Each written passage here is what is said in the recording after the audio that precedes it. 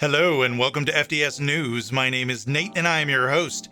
Big news out of Hasbro this week is Chris Cox, the chief of Wizards of the Coast and Digital Gaming Division, has been selected to become the new CEO of Hasbro Inc., replacing interim CEO Rich Stoddard. In a CNN article dated January 5th, Cox will take the position on February 25th, just a few months after the death of the previous longtime CEO Brian Goldner. Goldner passed away in October of 2021 and had been CEO of Hasbro since 2008. What does this mean for Wizards of the Coast and Magic the Gathering? Probably not much. Cox oversaw the Wizards of the Coast and Digital Gaming Division of Hasbro surpass $1 billion in revenue in 2021 alone. So whoever takes his place will probably just keep doing whatever it was Chris Cox was doing. They expect to announce the new chief of Wizards of the Coast in the coming weeks. In another glaring example of power creep in Standard breaking the very game of Magic, the Wizards customer support Twitter account warned on Friday, January 7th, that if you use the Dracula-style basic lands in Arena Best of 3, it breaks the game.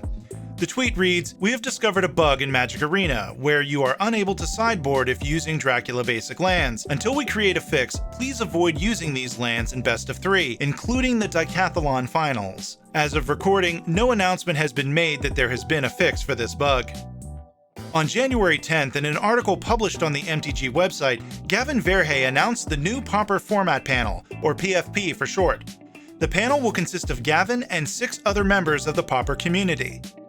The reason for the creation of the Pauper format panel is to speed up response to changes in the format as more and more sets are released. To properly decide to ban a card, it takes a lot of discussion, format knowledge, and analysis. And Pauper, while a format that is very much enjoyed by tons of players, is still a format that is substantially smaller in terms of player population than other formats, like Standard and Modern, and those take a lot of attention. Additionally, while our competitive play design team knows the primary competitive formats extremely well, Pauper is not an area of strong expertise for most people at Wizards. The main responsibility of the PFP will be to meet and discuss the health of the Pauper format, and make suggestions for banning cards to the play design team at Wizards.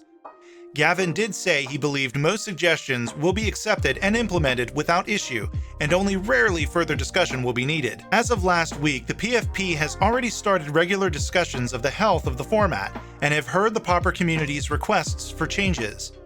Gavin did state that any bannings will be announced before or after Kamigawa Neon Dynasty spoiler season, as they will unlikely make announcements during the previews.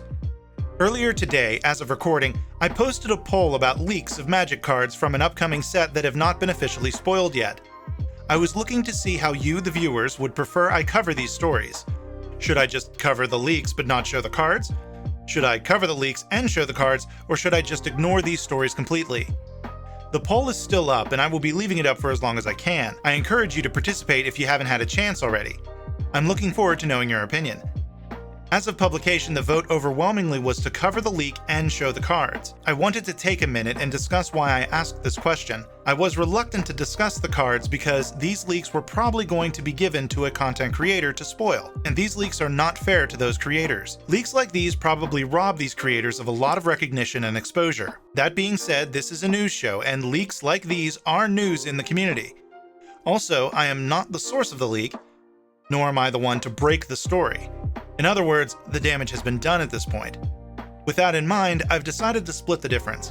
I'm going to cover the leak and show the cards, but I will make sure to give fair warning, in case you don't want to have them spoiled, as well as ask you to check out the content creators that are officially spoiling cards for the upcoming sets, especially if the cards they are spoiling are part of a leak. Still check out the video, view the tweet, read the blog post. Just give them a little support.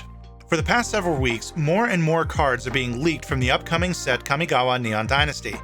There was a time when it was quite common for cards to be leaked early, in a few cases entire sheets of cards being revealed months before spoiler season. Recent years has seen fewer leaks, relatively speaking. The tide seems to be shifting again, with around 12 cards being leaked thus far, assuming these cards are real. Warning, I am about to reveal the cards themselves and discuss them briefly. All of these images were pulled from Reddit, and I've credited the original poster on the image. I will also be discussing these cards, assuming they are real cards in the set. A few weeks ago, these cards were revealed, showing the return of ninjas, samurai, and rats. It shows someone's phone for some reason, as well as the cards Jukai Trainee, Nezumi Prowler, and a card that Google Translate tells me is either Flame Discharge or Download a Flame. I really hope it's Download a Flame. As well as a card Okagachi Made Manifest that looks like my Unlimited Lightning Bolt because I didn't know what sleeves were back then. This led me to another leak showing Echo of Death's Wall, Takanuma Abandoned Mine, and Remnant of the Rising Star. There was talk in the comments about sagas being on the other side of the enchantment creatures.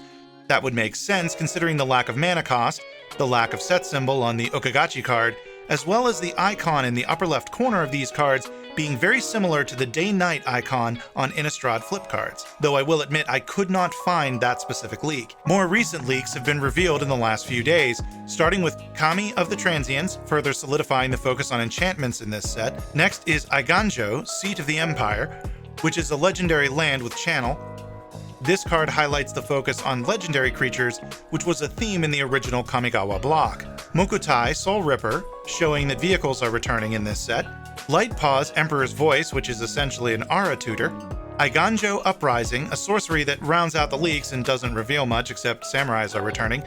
Since a completely separate leak showed samurais as well, I believe it's safe to say that they are definitely in the set. That about wraps up today. Tell me what you think about these leaks in the comments, or what you think about leaks in general. Also be sure to like, subscribe, and click on that. This show is part of the CIP network, inspiring creativity, one episode at a time.